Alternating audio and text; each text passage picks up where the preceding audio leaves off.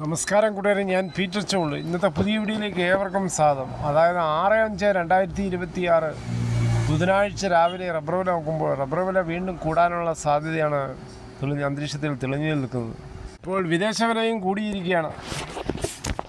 നമുക്ക് വിശദമായി റബ്ബർ വില നോക്കാം. റബ്ബർ വില കോട്ടയം RSS പോക്കിൽ 251, RSS പോക്കിൽ 247, ISN 20 207, ലാറ്റക്സ് 60% DRCൽ 160 പൈസ. ഇതാണ് രാവിലത്തെ കോട്ടയം വില. കൊച്ചി വില നോക്കുമ്പോൾ RSS പോക്കിൽ 251, RSS പോക്കിൽ 247. ഇതാണ് രാവിലത്തെ കൊച്ചി വില.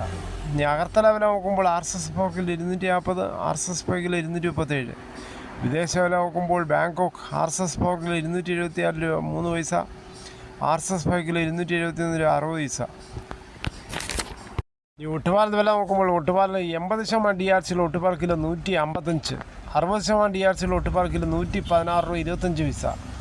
ഈ കേരളത്തിലെ മറ്റിനം ഗ്രേഡിയൻ ഷീറ്റ് നോക്കുമ്പോൾ ലൂസ് കിലോ 242, ലോട്ട് 205 മുതൽ 210 രൂപ. ഈ കർണാടക വില നോക്കുമ്പോൾ RSS 3 247 50 പൈസ, RSS 4 247, RSS 5 252, ലോട്ട് 212, ഒട്ടുപാൽ നോക്കുമ്പോൾ 150 വരെ. ഈ കേരളത്തിലെ വ്യാപാരി വില നോക്കുമ്പോൾ വ്യാപാരി വില കോട്ടയം RSS പോക്കിൽ 253, RSS പോക്കിൽ 229, ISN 201 മുതൽ 201 രൂപ 50 പൈസ. ഒട്ടുപാൽ നോക്കുമ്പോൾ 70% DRCയിൽ ഒട്ടുപാൽ കിലോ 136 മുതൽ 148 രൂപ. ഈ ഫീൽഡ് ലാറ്റക്സ് 218 രൂപ, ഫാക്ടറി വില 228 രൂപ. വിശദമായി നോക്കുമ്പോൾ 25% DRCയിൽ 200 രൂപ 10,900 രൂപ, 30% DRCയിൽ 200 രൂപ 13,080 രൂപ, 35% DRCയിൽ 200 രൂപ 15,260 രൂപ. ഇതാണ് ഇന്നത്തെ രാവിലത്തെ റബ്ബർ വില. മിക്ക ആൾക്കാരും വളരെ ശുഭപ്രതീക്ഷയിൽ വേഴാമ്പലിനെ പോലെ കാത്തിരിക്കുകയാണ്. മഴ പെയ്യോ. മഴ പെയ്തതിന് ശേഷം ഭൂമി തണുത്തതിന് ശേഷം വളമിട്ട് ശേഷം ശരിയായ രീതിയിൽ ടാപ്പിംഗ് പുനരാരംഭിക്കുവാൻ. കേരളത്തിലെ മറ്റു വിലകൾ നോക്കുമ്പോൾ സ്വർണ്ണം 22 ക്യാരറ്റ് 13,675, ഒരു പവൻ 1,09,400. ഇന്നലെ വൈകിട്ട് 1 ഗ്രാമിൻ്റെ മുകളിൽ 40 രൂപ, ഒരു പവൻ്റെ മുകളിൽ 320 രൂപയാണ് കുറഞ്ഞത്.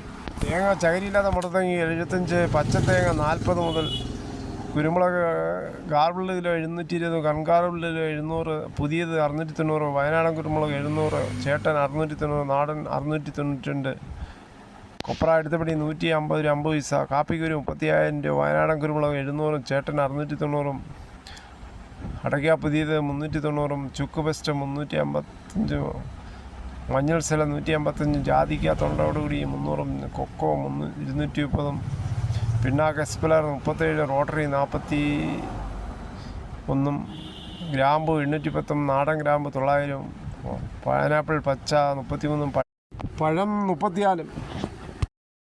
ആരോഗ്യമന്ത്രിയുടെ പരാജയം ഒറ്റപ്പെട്ട സംഭവം തന്നെയല്ലത്. 10 വർഷം അങ്ങേയറ്റം ആത്മാർത്ഥമായി സത്യസന്ധമായി മണ്ഡലത്തിന് വേണ്ടി അഴിമതി രഹിതമായി വീണ ജോർജ് പ്രവർത്തിച്ചെന്നാണ് പറയുന്നത്. ജയവും പരാജയവും ഒരേ മനസ്സോടെ സ്വീകരിക്കുന്നുവെന്ന് ആറന്മുള മണ്ഡലത്തിൽ പരാജയപ്പെട്ട 2ാം പിണറായി സർക്കാരിലെ ആരോഗ്യവകുപ്പ് മന്ത്രിയായിരുന്ന വീണ ജോർജ്